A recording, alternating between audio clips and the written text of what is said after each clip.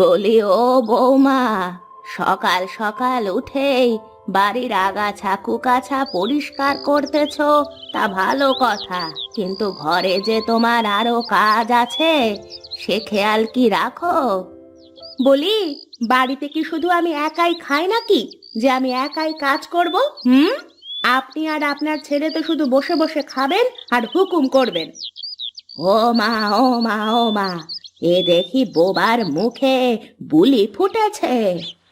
মুখ সামলে কথা বলবেন মা, আমি কিন্তু ঘটি বাড়ির মেয়ে, এতদিন চুপ ছিলাম দেখে কম ভাবেন না।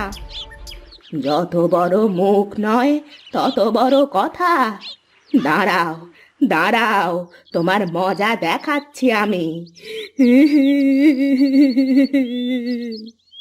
যান যান, যা খুশি করেন গে, আমাকে আমার কাজ করতে দেন। কই গো, কি হলো? মা, তুমি কাঁদছো কেন বলো তো? কাঁদি কি আর শখেরে বাবা, তোর বউকে শুধু একটু বলেছি যে বাইরের কাজ করতেছ, তোমার তো ঘরেও কাজ আছে। আর আমাকে তোর বউ কত কথা শুনিয়ে দিল। শোনো, তোমাকে কোনো কিছু বলতে হবে না, যা বলার আমিই বলে দিয়েছি। এখন তোমার মায়ের কথা শুনে আমাকে কিছু বলতে আসলে কিন্তু এক্ষুনি আমি আমার সবকিছু নিয়ে বাপের বাড়ি চলে যাব। যাও না, যাও, আমি আবার আমার ছেলেকে বিয়ে দিয়ে নতুন বৌমা ঘরে আনবো। এই বুড়ো ভূতটাকে কে বিয়ে করবে শুনি? আপনার আর আপনার ছেলের 7 জন্মের ভাগ্য যে আমার মতো একটা বউ পেয়েছেন। ওরে প্রতাপ, দেখ দেখ, তোর বউ তোরই সামনে আমাকে কিভাবে অপমান করলো। আমার এ জীবন আর আমি রাখবো না, চললাম আমি। কোথায় যাবে মা তুমি? যেদিকে দু চোখ যায় সেদিকে চলে যাব। আমি এ বাড়িতে না থাকলেই তো মানুষের ভালো।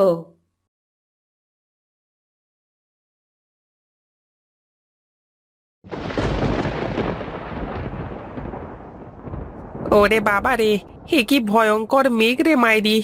বাবু দেখেন দেখেন, মেঘে কেমন অন্ধকার হয়ে গেছে, দিন না রাত বোঝা যাচ্ছে না তো। এই বুঝি আকাশ ভেঙে বৃষ্টি পড়তে শুরু করে। ওরে বাবা রে! ওরে শোন শোন, এদিকে আয় দেখি।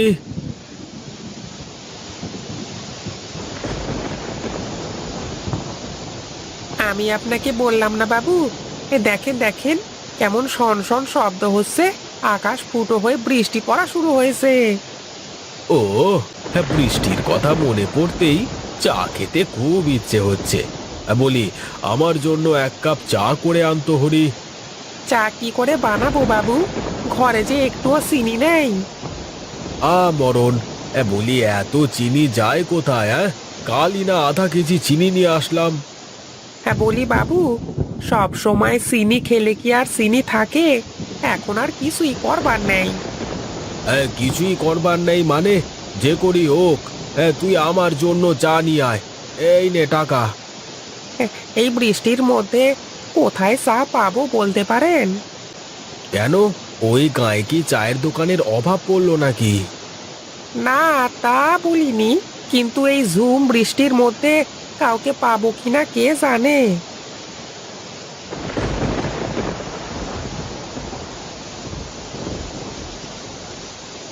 বাবুরে কত করে কইলাম, এই বৃষ্টির ভেতরে চা না খেলে যেন হয় না।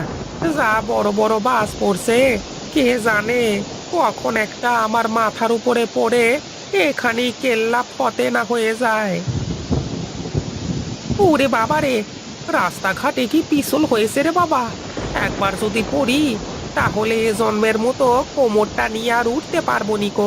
সাবধানে পা ফেলতে হবে, সাবধানে।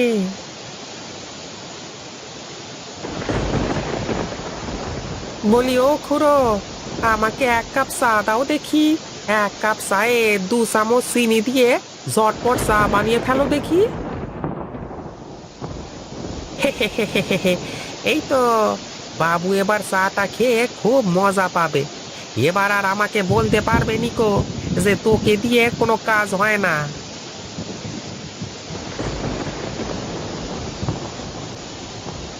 এই কেলো পড়েছে রে, সব চা পড়ে তো শেষ।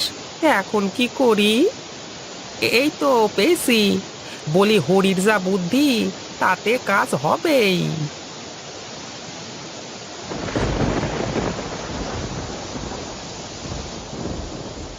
কি রে, তোর এই অবস্থা হলো কি করে? এই নেন, তার আগে আপনার চাটা ধরেন, তা না হলে তো বলবেন আবার হরিকে দিয়ে কোনো কাজ হয় না। না না না না, আমি জানি তো আমার হরি সব করতে পারে। বাবু, চাটা একটু খেয়েই দেখেন না। এই এই, এটা কি নিয়ে এসেছিস? হ্যাঁ, তু তু তু, এটা কি চা নাকি অন্য কিছু? চা বাবু, চা। এই বৃষ্টির ভেতরে কত কষ্ট করে আপনার জন্য চা নিয়ে আসলাম, আর আপনি কি না। হ্যাঁ, আমি বুঝেছি, তোকে দেখেই আমার বোঝা হয়ে গেছে এটা চা না অন্য কিছু। আমি জানি আপনি সব সময় আমার কাজের ভুল ধরেন খালি। আচ্ছা আচ্ছা, যা হয়েছে হয়েছে, আর আমার চা খাওয়া লাগবে না।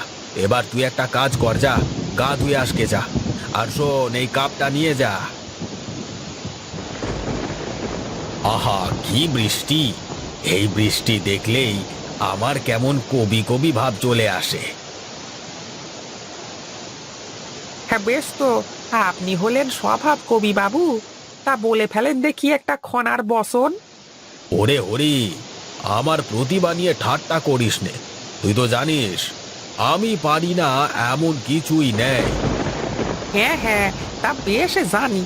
প্রতাপদার বাড়িতে গিয়ে যে রান্নার নামে বিষ পাক করেছিলেন, সেই কথা কি মনে আছে?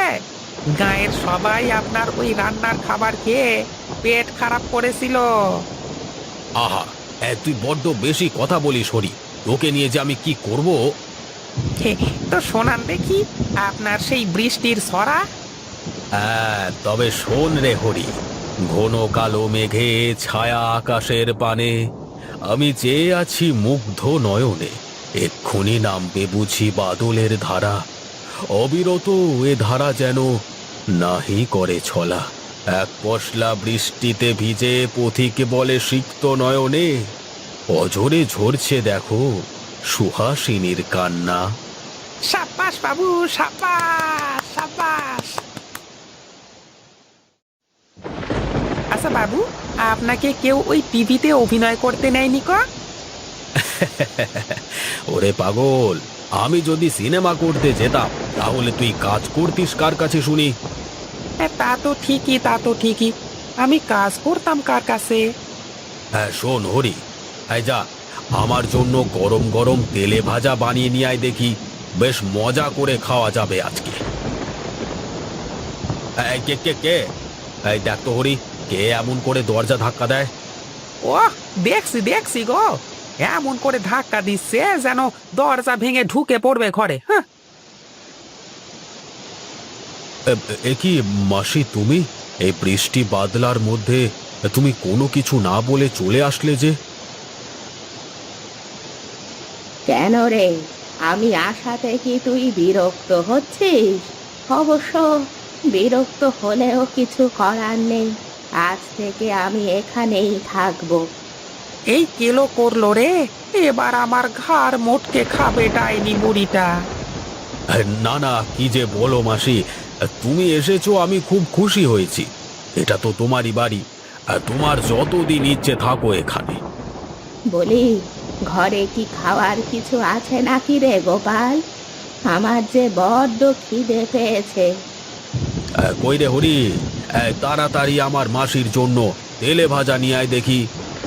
যাচ্ছি যাচ্ছি, আমার তো হয়েছে যত মরণ। এতদিন তো একজন ছিল, এখন আর একজন ঘাড়ে উঠে বসলো গো। বলি, বেটা বজ্জাত পরীকে তাড়িয়ে একটা ভালো কাজের লোক তো রাখতে পারিস নাকি? খালি খালি বসে বসে খায় আর অন্ন ধ্বংস করে। তুমি বসো মাসি, ও এক্ষুনি তোমার আর আমার জন্য তেলে ভাজা নিয়ে আসবে। এ কি, এ তো দেখি বিড়ালটা সব তেলে ভাজা খেয়ে শেষ করে দিল। মাত্র কয়েকটা তেলে ভাজা পড়ে আসে গো। হায় হায় হায় হায়, এখন আমি কি যে করি, কিছু একটা করতেই হবে। কি করি, কি করি? হ্যাঁ, পেয়েছি পেয়েছি, এবার দেখি কি করে বাবু আমাকে বকে। এই তো, এবার এগুলো দেখে বাবু বুঝতেই পারবে না এটা কিসের তেলে ভাজা, আর ওই বুড়ি তো বুঝবেই না।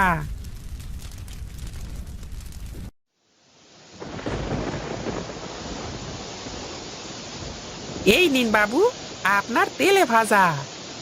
হুম, কি গন্ধ রে তেলে ভাজা। হ্যাঁ, খুব মজা হয়েছে মনে হয়, বুঝলি? হ্যাঁ হ্যাঁ, কতটা মজা সেটা খেলেই বুঝতে পারবেন, খান না। কিরে, কিছু বললি নাকি? হ্যাঁ না বাবু, আমি আর কি কইব। নিন মাসিমা, আপনিও নিন না। এ, কি হলো বাবু, এমন করতেছেন কেন আপনি? বলি, এই তেলে ভাজা কি দিয়ে বানিয়েছিস শুনি? ওই ঘরে কিছু ছিল না, তাই তো ভাবলাম বাবু খেতে চেয়েছে, না তো করতে পারি না, তাই ঘরে থেকে মালপোকা ধরে তেলে ভেজেছি বাবু। ওয়াক, থু থু থু, ছি ছি ছি গোপাল, এই হরি আমাকে পোকামাকড় খাইয়ে দিল। এখানে থাকলে তো কবেই বিষ খাইয়ে মেরে ফেলবে। না বাবা, আমি আর এখানে থাকবো না বাবা, আমি চললাম। ওরে হরি, তোকে যে কি বললে ধন্যবাদ জানাবো রে। এই প্রথম একটা ভালো কাজ তোকে দিয়ে হলো, বুঝলি? বাবু, আমাকে দিয়ে সব কাজই হয়, খালি করিয়ে নিতে হবে তো। ওরে, তোকে যে আমি তোর চেয়েও ভালো করে চিনি। নে নে, এবার চল দুজনে বাইরে গিয়ে তেলে ভাজা খেয়ে আসি। সত্যি বলছেন বাবু? আমাকেও নিয়ে যাবেন আপনার সাথে? আরে হ্যাঁ হ্যাঁ, চল।